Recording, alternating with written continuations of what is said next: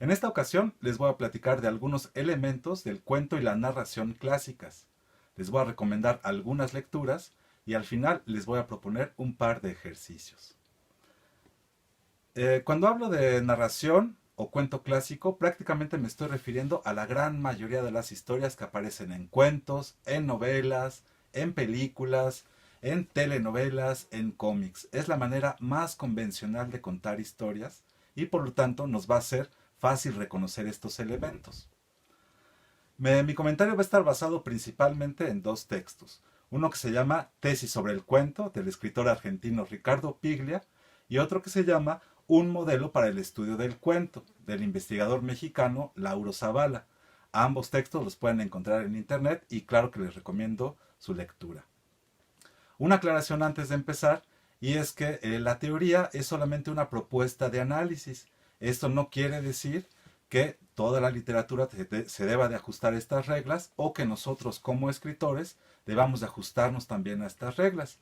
Generalmente en la variación o ruptura de las reglas es en donde muchas veces vamos a encontrar grandes obras y grandes autores o autoras. Una vez hecha esta aclaración, comencemos con una cosa que retoma Ricardo Piglia de el escritor argentino también, Jorge Luis Borges, cuando dice que todo cuento cuenta dos historias. Todo cuento cuenta dos historias. En el caso de la narración clásica, la historia 1 va a estar puesta de frente, es decir, va a ser una historia fácilmente reconocible, y la historia número 2 va a ser contada como en un secreto y va a emerger solamente hasta el final. ¿Cómo podemos identificar esto? Es el caso del relato policial clásico, en el que la historia 1 sería la historia del detective que lleva a cabo una investigación, y la historia 2 sería la historia del crimen, cómo sucedió y sobre todo quién es el responsable. Al final, como he dicho, va a emerger esta historia número 2 que permanece en secreto y va a emerger como una sorpresa. Vamos a saber quién es el asesino y cómo le hizo, más o menos. Eh, Esto sucede también con el relato de aventuras, con el relato romántico, en donde ya más o menos sabemos que quién va a ganar, que va a ganar el bueno. Y esto ocurre porque esta relación entre historia 1 e historia 2 va a provocar suspenso.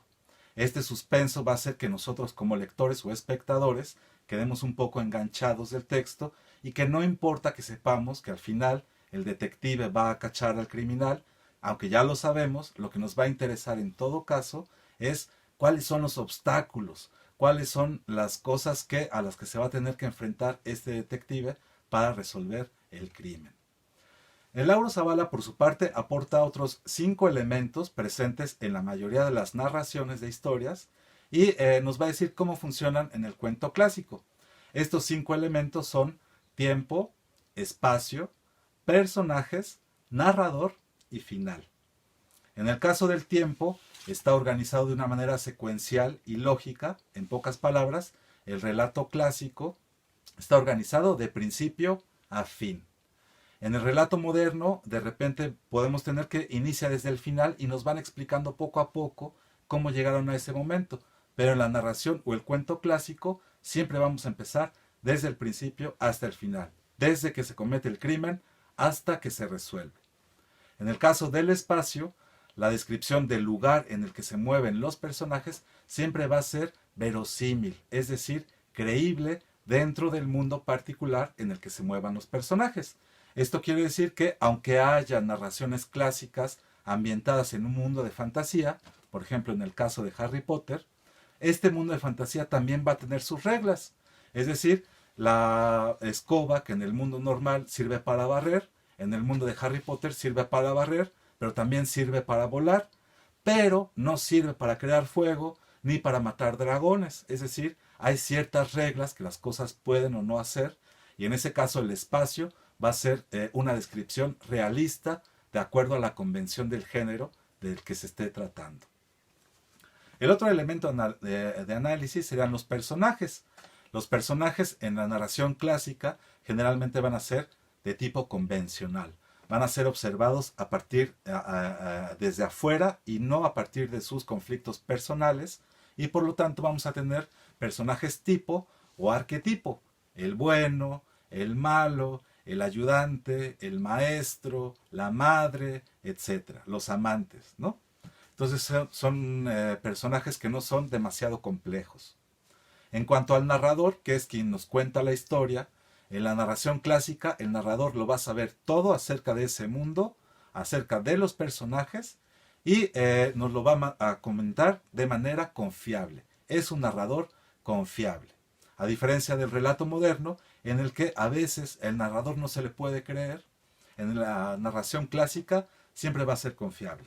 Y por último, específicamente el final, del que ya había adelantado un poco, en la narración clásica siempre va a ser sorpresivo o, como le llaman los teóricos, epifánico. Es decir, va a haber una revelación de una verdad.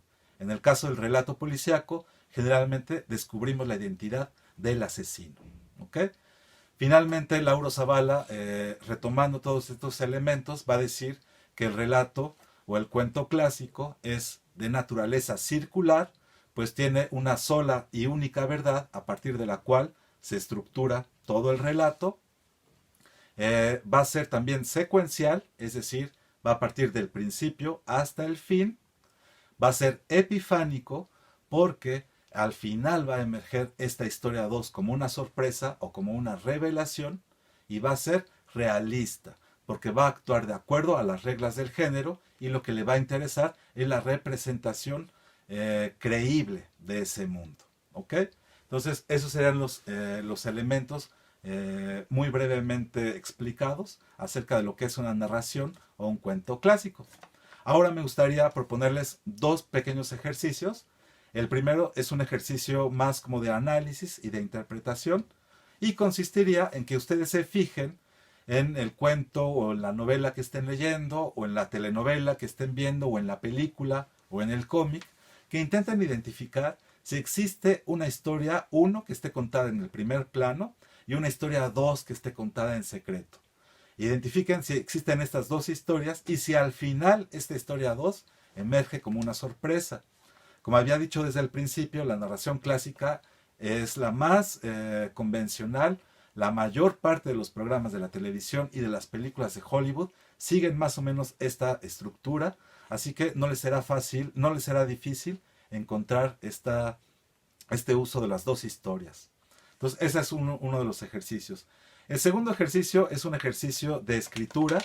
Les voy a dar una anécdota muy breve, que sería la historia 1, y les voy a pedir que ustedes escriban la historia número 2.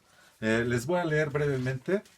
Esto lo saco del artículo de Ricardo Piglia, quien a su vez lo saca del cuaderno de notas de Anton Chekhov, un autor ruso ya muerto del siglo XIX.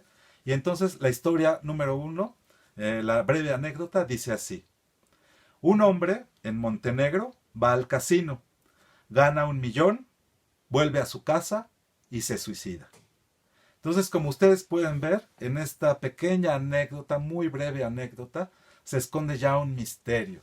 Y es el misterio de por qué un hombre que gana 1.000.000 apostando se suicida. Lo común sería que el hombre perdiera y se suicidara, pero ahí no habría misterio, no habría cuento, no habría historia 2. Entonces la propuesta es que a partir de esta historia 1, el hombre que gana y se suicida, ustedes construyan la historia 2. Es decir, que nos expliquen por qué, cuáles fueron las circunstancias en las que este hombre encuentra su propia muerte después de haber ganado 1.000.000. Eso sería todo por mi parte. Les mando un saludo, que estén bien. Hasta luego.